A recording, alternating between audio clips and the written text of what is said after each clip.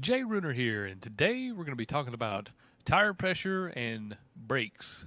So, before we get started, I would like to give a quick thank you to all the new subscribers, all the positive comments of their improvement from my other tutorials of suspension and dampener and all that. I do appreciate all those comments, and I did receive a comment challenging my formula and the concept of it, and I'm more than welcome to discuss it. And please do, if you have any questions or challenge anything I say, please do.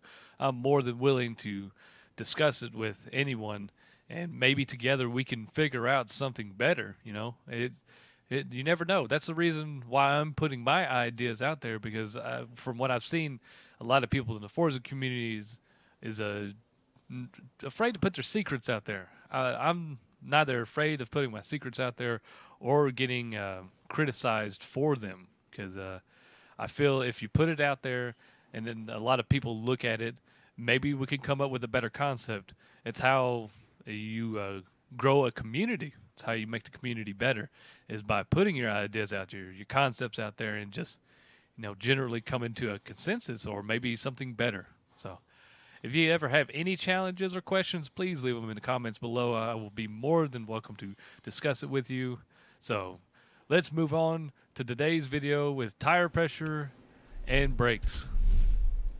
Before we get started, be sure you have the full brake upgrade. Make sure you have your tires upgraded to where you want them. This Camaro can't have any tire upgrade since it is already an A class, but you can widen it out. Be sure you do all these things before you start tuning your tire pressures, because the grade of tire can definitely change the pressure in which you will be using. All right, so getting to the tuning aspect, we're going to start with brakes. Now, the brakes have changed a little bit compared to Forza 6. They were a little more touchy in this game, which I did make another video called Brake Troubles, which talked about how I figured out that you can change the brake pressure like in older iterations to improve your stopping power. And I did learn a lot from that already. So what I generally do is I'll take the pressure down to 70%, and then I'll go up 1% until I find the best improvement out of the benchmark from the 60 to 0 and 100 to 0. So you'll keep adjusting that until you find the best improvement, and then that's where you would stop. In this game, you don't. In this iteration, you don't really mess with the brake balance all too much. You can. It's all preference. Maybe the benchmark computer doesn't recognize the braking pressure. I don't know. I'm not too sure how the benchmark even works to figure out like how much pressure you put on the brakes, because from what I can tell, the benchmark is accurate to a degree, but you can definitely beat the benchmark a lot of times. So it looks like I found the best percentage here, so it's going to be at 78% here. And with this the pressure this low, it allows you to control the brakes how you want to. You can almost pull the trigger all the way down, which allows for a lot of improvement in trail braking. It's like right now, trail braking with the pressure at 100% is pretty hard, but doing it this way allows you to have more movement in the trigger, so you can definitely put the brakes exactly where you want it while going through a corner. So going to the brake balance part, there really isn't much improvement you can get out of this slider. Sometimes you can. It's maybe 1 or 2% to the front or rear will improve the car just a little bit. Like here, 1% gave me a little bit of improvement, not too much.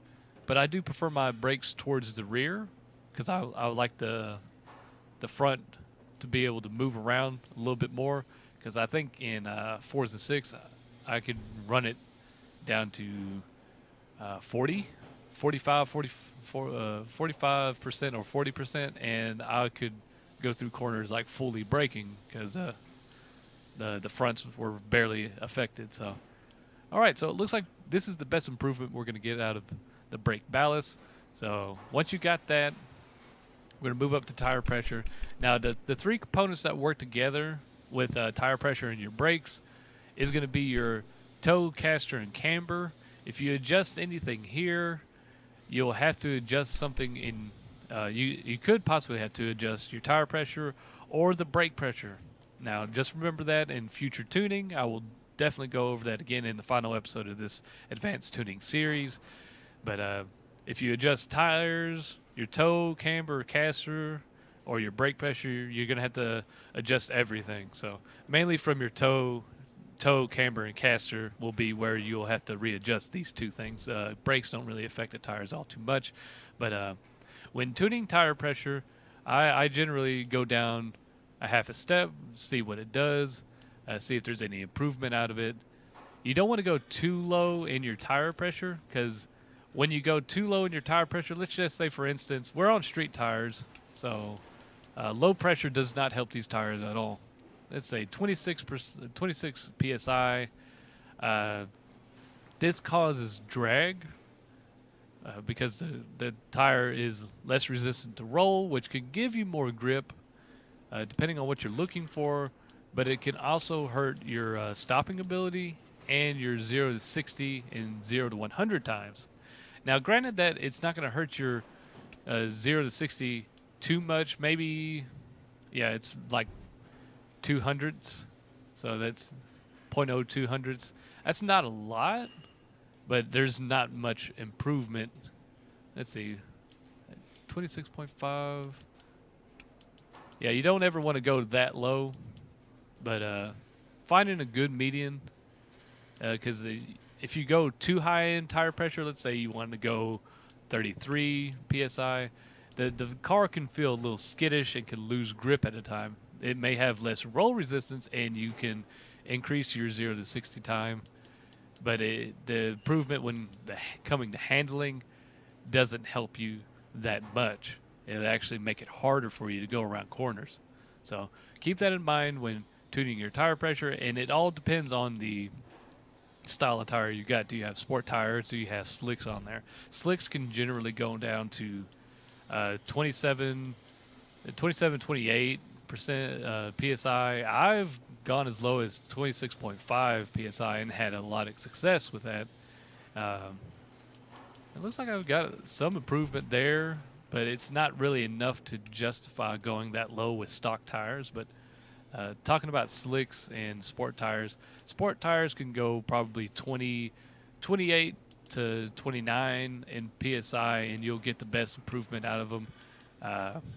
Like I said, the lowest I've ever been with slicks was 26.5. I know that seems low, but for what the improvement I got out of it, it was worth the loss of the 100th of a second to the 0 to 60. So I think that's all I got to say today. I do appreciate everybody watching and commenting, and all the people on the forums asking questions. And if you have any questions, I don't mind helping anybody. So this has been Jay Runer. Like, subscribe, and thanks for watching.